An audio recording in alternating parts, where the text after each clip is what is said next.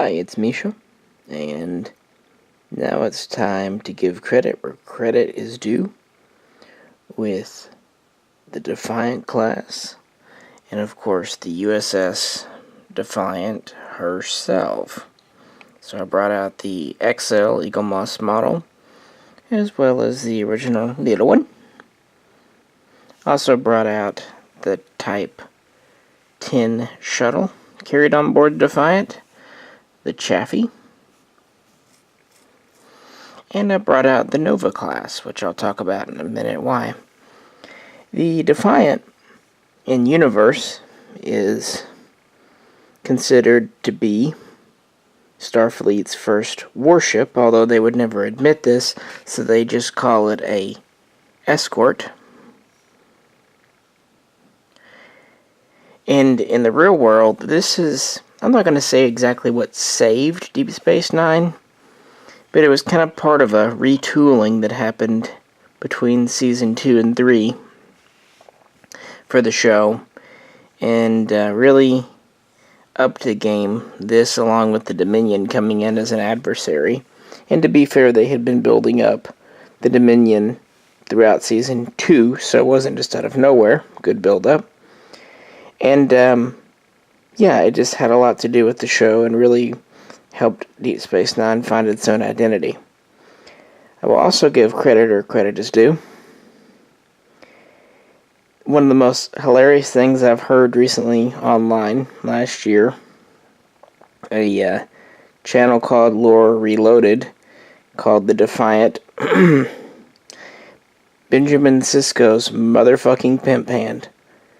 And I just find that freaking hilarious. So anyway, there's a lot I could say. I mean, this was in nearly 70 episodes of Deep Space Nine. It also made kind of a cameo in First Contact. Definitely the most successful Next Generation film. And it actually appeared in Voyager 3 or 4 times. And even made a couple of appearances in Enterprise. Tried to give me a little more space here, guys. Without dropping anything. It is a small, powerful ship. Size is a little debated, but it's safe to say it's somewhere between about 125 meters and 170 meters. It has 4 decks with a standard crew of between 40 and 50. Seems like on Deep Space Nine it's around 47 at any given time. This was a warship. It had 4 phaser cannons or pulse phasers in the front. It also had more conventional phaser arrays, I think 3 of them, to provide basically 360 degree coverage. It had a total of 6 torpedo tubes, 4 in the front, 2 in the rear. They could launch not only photon torpedoes, but also quantum torpedoes. It had conventional shielding, as well as ablative armor. And the Defiant itself was fitted with the Romulan cloaking device, which was given to Starfleet with special dispensation and amendments to treaties.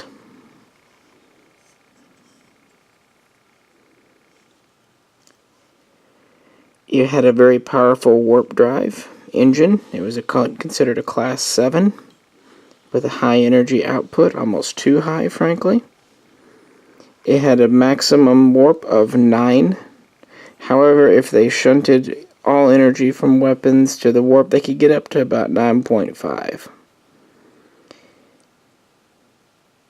It had a total of 3 shuttle bays. 2 carried a handful of Type 18 shuttle pods, small 2 3-seater pods. And then it also had a small bay for the Type 10 shuttlecraft. For more on it, we have a video on Federation shuttles, but as you can see, it uses kind of a similar engine layout to the Defiant. In universe, work began on this in 2366. It was designed in response to the Borg threat. It was designed primarily after the Battle of Wolf 359, where 39 starships were lost, 11,000 people died. It was built to be a small, maneuverable, and frankly, easy to mass-produce craft. Benjamin Sisko, at the time Lieutenant Commander, worked at Utopia Planitia on Mars to design this. However, it encountered problems during its shakedown cruise and was kind of mothballed for various reasons. That is until Sisko went and resurrected it in 2371 to help fight the Dominion as the threat appeared. And from there until 2375, when the first Defiant was destroyed at the Second Battle of Chintoka, it did a lot of stuff. I could ramble on and on, but you know, I don't want this video to be huge. After the first Defiant was destroyed, the USS Sao Paulo was renamed to the Defiant and was seen in the seventh season of Deep Space Nine and continued to serve there after the Dominion War.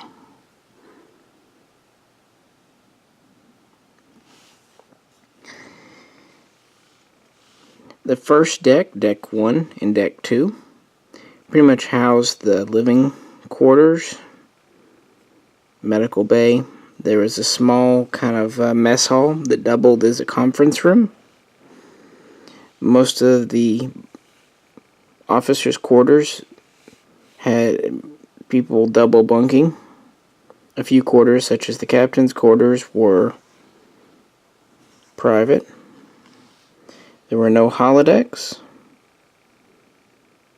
There were 2 transporter rooms, relatively small. The engine core, the warp core, because it was so powerful, actually took up 3 decks, vertically speaking. And then decks 3 and 4 were mostly weapons control, engineering stuff, shuttle bays, cargo bays, landing gear, so on and so forth. The bridge is recessed here, as you can see, which makes sense for a warship. The front is our deflector. This nose section is actually our deflector. Our weapons are mounted on either side, top and bottom. Pretty typical stuff. And that's actually why I brought out the Nova class here. When they were trying to design the Defiant, they went through several ideas. At first, they were basically just going to do a heavy-duty runabout. Well, that was shot down. Then they were going to do maybe a larger starship, kind of half conventional, half new, and that's actually kind of where the Nova pattern sort of came from. Here, it was taken from an early proposal for the Defiant, and that's actually why the Nova has this recessed bridge itself. To be honest, this is kind of one of my favorite little designs, so I'm always happy to bring it out and show you. I think it's just neat. And then they kind of turned to the Maquis Raider and evolved it and tried to make it more modern, and then we ended up with the Defiant that we have. And like I said, this really gave new life to the series, and the rest is history. As far as the Eagle Moss models, the little one here is a very solid little model. The only thing that sometimes has an issue, these nose sections can be loose, as can the warp nacelles, the little drums. But usually if you get one loose, you can easily glue them back on. The top is metal, with the nose and engines being the polymer. I didn't know what this ship looked like, thanks to a friend who I knew back in high school, and we would meet up on weekends in college, and he had a model of this, so he brought it over for me to feel up, and so I did know what the Defiant looked like thanks to him. And quite interesting, because it is in no way a conventional Starfleet design. I mean, it has all the basic elements, of course, but they're all very compact and arranged very, very differently. So kudos to them for making something very different, but if you look at it, still identifiable. I mean, it has kind of a saucer in the middle, and does have engines, does have a deflector, does have the impulse drives in the back. It was a neat little model, but I was actually really happy when the large version came out. I felt like this ship deserved it, and because of, you know, how relatively small but detailed this was, I thought it was a great candidate. And generally, I really like the large model. It's got some good weight to it, good heft, a lot of detail for me to feel up.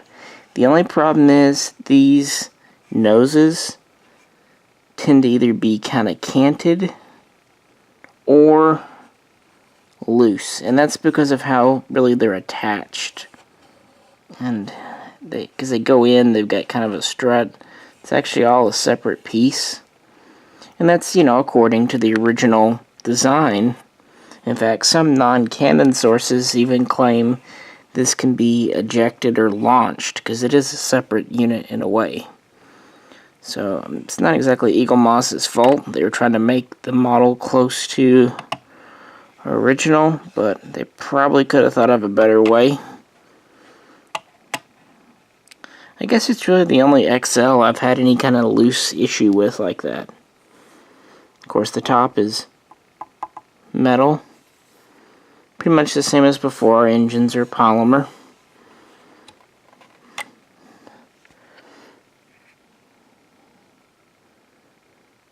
But it definitely has some weight. It's about 8.5 inches, so a little bit shorter than some of the other large ones, but look how wide it is. It's almost as wide as it is long. The original studio model, they used both a miniature physical model as well as a CGI. The miniature model was about 36 inches long, and I think 27 inches wide. So, about 3 foot. So about half the length of the Enterprise. The CGI, of course, was an early CGI when this came out. And mostly we saw it in later seasons of Deep Space Nine. But that creaking you hear isn't the model, it's the stand. Don't worry. If you were worried. You probably weren't. Sorry. So it was an early CGI, but interesting for all that. Again, I could go on quite some time. The Defiant being a hero ship, there was a lot to be said about it. And it's very unique. But for even though it's a warship, and that would seem grossly out of place in Deep Space Nine, or in Star Trek, I should say, rather, it really, they made it work. They made it cool, and they made it work. So, that plus good writing and good acting made this show a success, and I think it's one of those shows that's actually more popular today, or at least after the fact, maybe, than when it was on the air. that kind of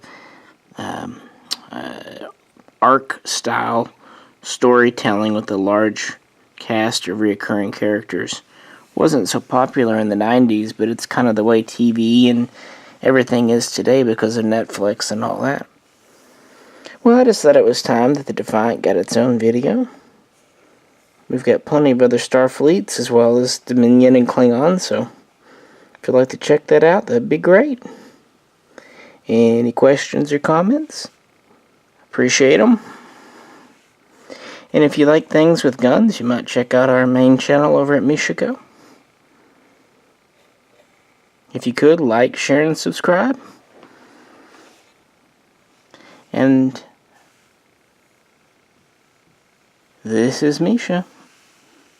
And I will catch you very soon next time.